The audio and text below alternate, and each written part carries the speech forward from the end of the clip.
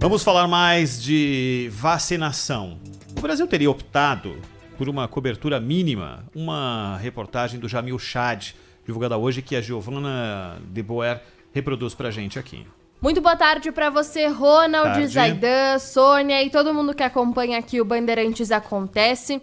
O governo brasileiro optou pela menor cobertura possível na Aliança Mundial das Vacinas, a COVAX.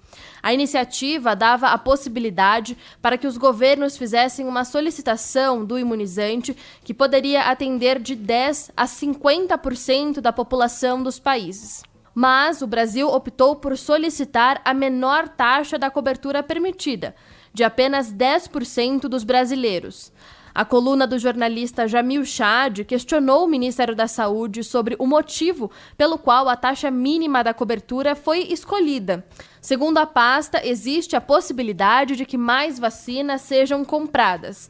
A coluna apurou em Genebra que não há nenhuma previsão e nenhuma avaliação sobre qual poderia ser a demanda extra do governo. Além disso, Ronald, a COVAX vai ter primeiro que atender aos demais contratos que já foram assinados, antes, claro, de eventualmente ter que abastecer o Brasil com um novo e eventual pedido. A coluna citada, a coluna do Jamil Chad. Hoje o ministro Pazuello se reuniu com governadores, lembrando que esse dado da reportagem do Jamil diz respeito ao acordo internacional, o COVAX, né, que é uma iniciativa que tenta tirar de cada país qual é a intenção dele na aquisição daquele imunizante. E o Brasil fez a opção menor dentro dessas possibilidades descritas pela Giovana. O ministro disse hoje que todas as vacinas aprovadas pela Anvisa serão compradas se houver necessidade. Tem essa frasezinha no meio aí, fala assim, todas serão compradas se aprovadas. Então vai comprar, inclusive, a Coronavac?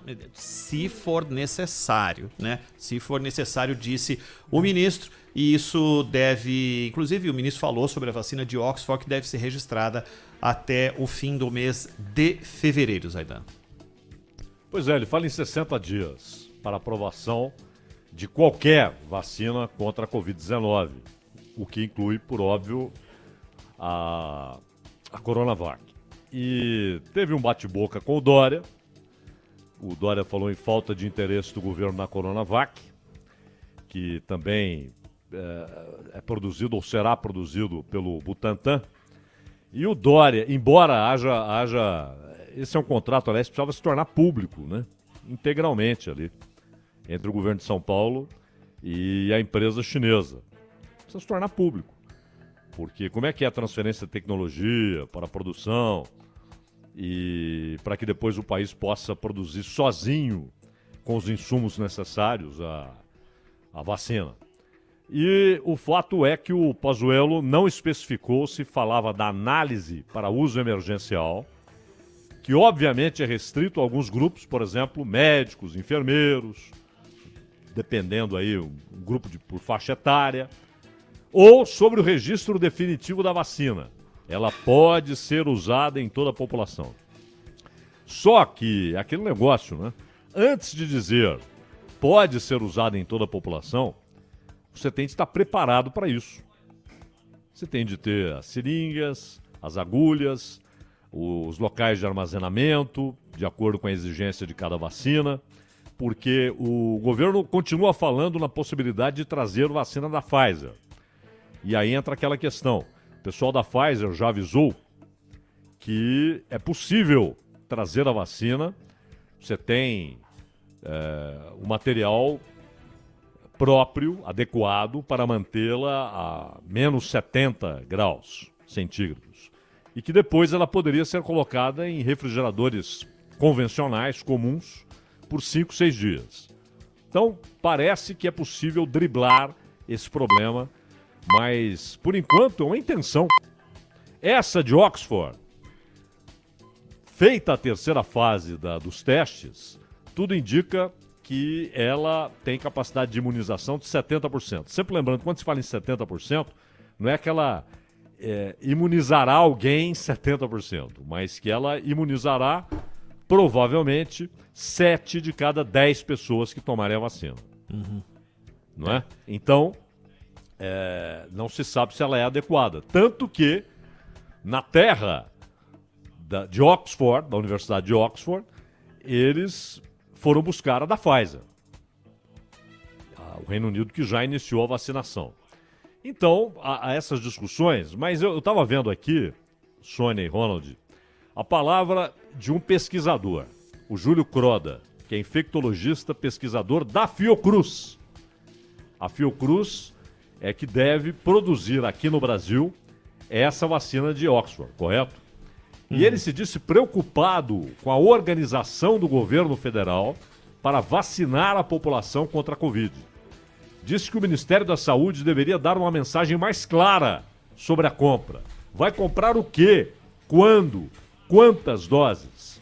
E acrescentou que o Brasil, olha a frase do Júlio Croda, está atrasado em tudo, inclusive na compra de materiais básicos para a vacinação.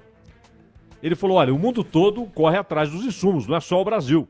Seringas e agulhas são fundamentais. Vai ter competição no mercado. É claro, todo mundo sabe disso, que havendo demanda vai aparecer oferta. Não é? Ninguém vai abrir mão de um mercado de 217 milhões de pessoas, 215 milhões de pessoas.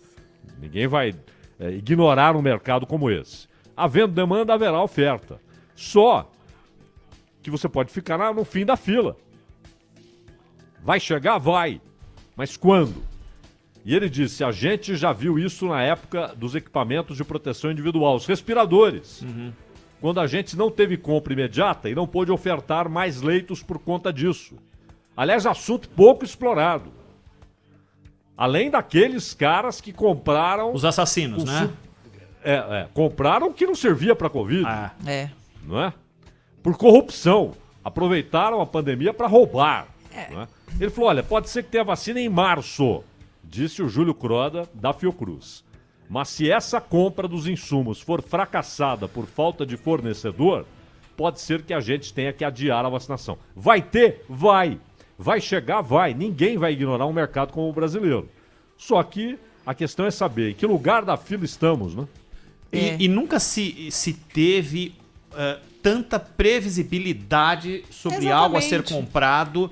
É mais ou menos como você comprar estoque de um Natal para o outro, né? De um Carnaval para o outro, da Páscoa para outra, porque todo mundo sabia que em algum momento haveria essa necessidade, haveria essa demanda. Tem toda a razão, Ronald, é isso mesmo. E agora a gente vê os hospitais anunciando aí a priorização dos leitos, como o Hospital Sírio-Libanês, né? Falou que os leitos de emergência de UTI já estão lotados, que, portanto, para cirurgias marcadas, eles vão precisar fazer uma reorganização. Isso, né? É no nível AA. Isso é nível AAA. Né? Sírio-Libanês é top, é um dos melhores hospitais do mundo. É o melhor da América Latina, junto com Albert Einstein e outros grandes. Mas você imagina em um hospital que não tem o gabarito do Sírio. Você imagina isso. E agora, Ronald Isadel, acabou de sair uma confirmação aqui de cientistas liderados por especialistas da Universidade de Stanford, na Califórnia. Eles fizeram um detalhamento, né, uma investigação sobre os anticorpos produzidos em resposta à infecção pelo coronavírus. E a pesquisa diz que não existe imunidade natural. Então não existe aquela pessoa que não tem predisposição. O corpo humano, ele pode pegar com menor gravidade ou com mais gravidade a doença, mas vírus todo mundo pega.